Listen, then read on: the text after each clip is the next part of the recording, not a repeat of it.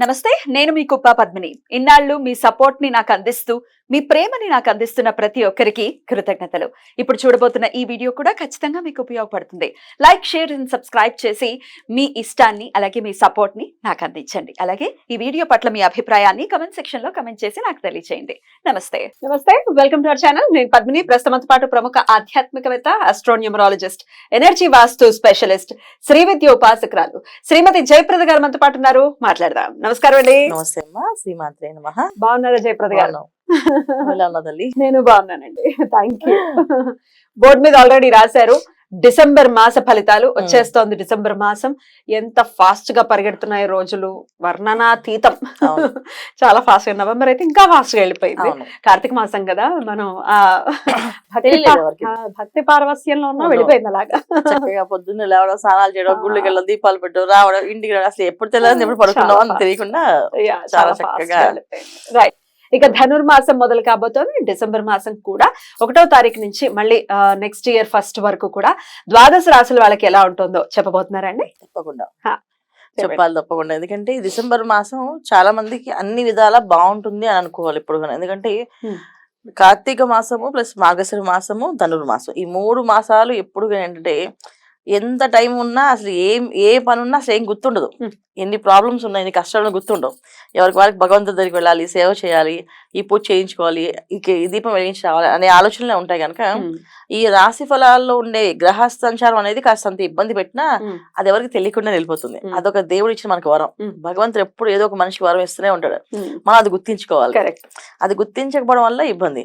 మాస ఫలితాల్లో ఎలా ఉంది ఈ మాసం అంటే అందరికీ సుమారుగా కొంచెం బాగుంది, కాస్తంత ఇబ్బంది ఉంది.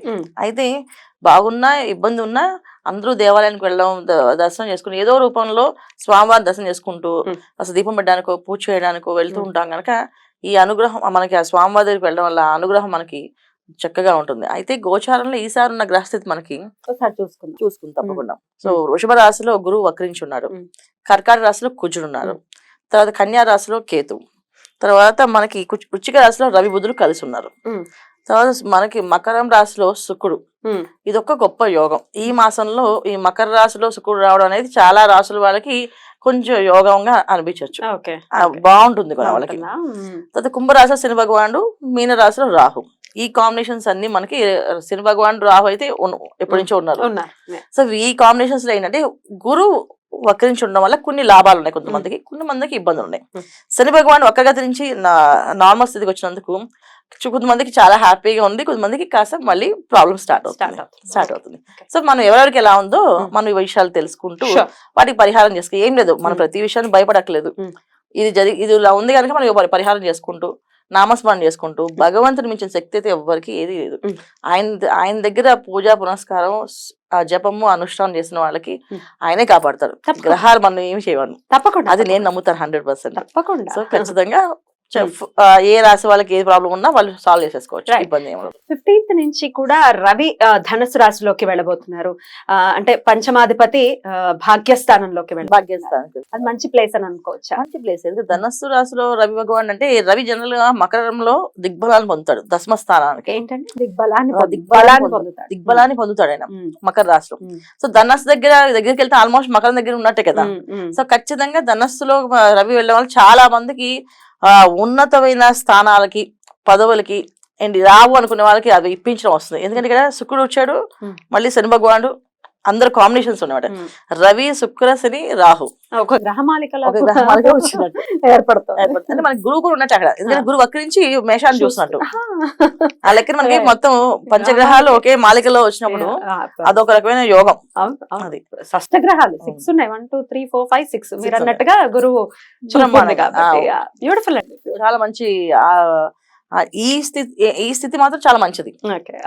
మరి దీని రీత్యా మరి ద్వాదశ రాశుల వాళ్ళకి ఎలా ఉంది ఇప్పుడు? తప్పకుండా. కర్కాటక రాశి వారికి ఎలా ఉండబోతుందండి డిసెంబర్ మాసం?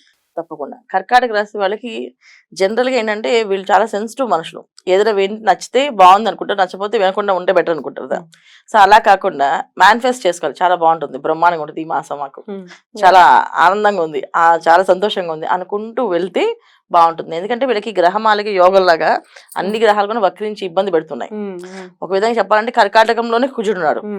సో కుజుడు ఆ కర్కాటకంలో ఉండడం వల్ల ఏంటంటే కొంచెం అనీజీగా వాళ్ళకి ఉంటుంది. ఎంత సెన్సిటివ్ గా ఎవరితోటి మాట్లాడకుండా మన పని మనం చేసుకుందాం అనుకున్నా సరే అలా ఉండదు. పిలిచి మరీ గొడవ పెట్టడానికి సిద్ధంగా మనుషులు ఉంటారు.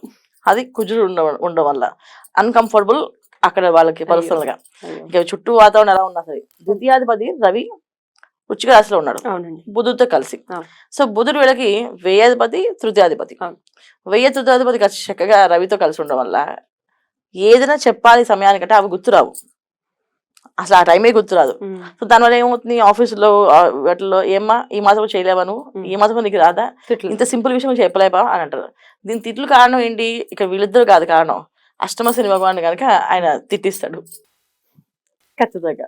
ఆ తిట్లు కారణం అక్కడ ఆయన, ఇక్కడ ఈ పని చేయలేకపోవడం కారణం ఏమో వీళ్ళైతే, చేసే కారణం ఆయన. సో ఈ కర్కాటక రాశి వాళ్ళకి ఈ మాసం అంతా పొద్దున్నే లేవగానే మేనిఫెస్ట్ చేసుకోవాలన్నమాట. బాగుంది మాకు ఈ రోజు, వాళ్ళు చాలా గుడ్ డే, మాకు హ్యాపీగా ఉంటుంది, అన్ని బాగుంటాయి అని చెప్పేసి పాజిటివ్ గా మాట్లాడుకుంటూ పాజిటివ్ గా అనుకుంటే వెళ్ళగలరు. ఎందుకంటే చంద్రుడు కారకత్వమైన ప్లానెట్ అది కర్కాటక రాశి అంటే. సో చంద్రుడు అంటేనే చల్లని వెలుగులు, తర్వాత వాటర్ ప్లానెట్ అంటాం. సో వాటర్ దేంట్లో వేస్తే అలా మోల్డ్ అవుతుంది.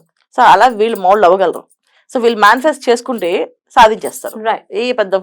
ఈ మాసం వాళ్ళు నెమ్మగా దాటేచ్చు, ఇబ్బంది అది. ఎప్పుడు దాకా అంటే డిసెంబర్ 16 వరకే.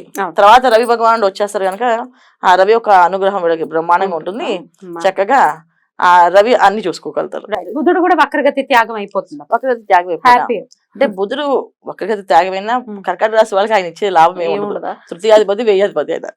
సో ఎప్పుడు సమయానికి ఆ సమయ స్ఫూర్తి అనేది రాకుండా చేస్తూనే ఉంటాడు ఆయన. సో బుధుడు ఎప్పుడు అంతే. సో దానివల్ల మనకి ప్రాబ్లం లేదు. ఇక్కడ మనకి ఏమొచ్చింది, రవి ఎప్పుడైతే ధనుస్సు రాశిలోకి వెళ్తాడో శుక్రుడు ప్లస్ ధనుస్సు మకరంలో ఉన్నాడు, ధనుస్సులో రవి భగవానుడు, శని భగవానుడు, రాహు, ఈ కాంబినేషన్స్ అన్ని. తర్వాత గురువు వక్రించి మేషంలో. సో ఈ కాంబినేషన్ చూసుకుంటే కర్కాటక వాళ్ళకి కాస్తంతే కొంచెం ఇబ్బందులు ఉన్నాయి, కొంచెం కంఫర్టబుల్ గా కనిపిస్తుంటుంది. ఏది ఉన్నా సరే వీళ్ళు మాత్రం హాయిగా ప్రశాంతంగా మాకు బ్రహ్మాండంగా ఉంది అనుకుంటూ వెళ్తే వెళ్ళిపోతుంది అది. సో మెయిన్ ఏంటంటే కర్కాటక రాశి వాళ్ళు ఎవరికైనా వివాహాలు అయ్యే అవకాశం ఎక్కువగా ఉంది ఈ మాసం. వివాహాలు, మంచి సత్సంబంధాలు, బంధాలు ముడిపడే అవకాశం ఉంది. కాస్తంత రిలేషన్స్ గట్టిగా ఉండే అవకాశం ఉంది. కానీ భార్యాభర్తల మధ్య కొంచెం కొన్ని చిన్న చిన్న విభేదాలు, కష్టాలు ఉన్నాయి. ఎందుకంటే కుజుడు ప్లస్ శని భగవానుడు వీక్షణ చూపులు ఉన్నాయి కదా.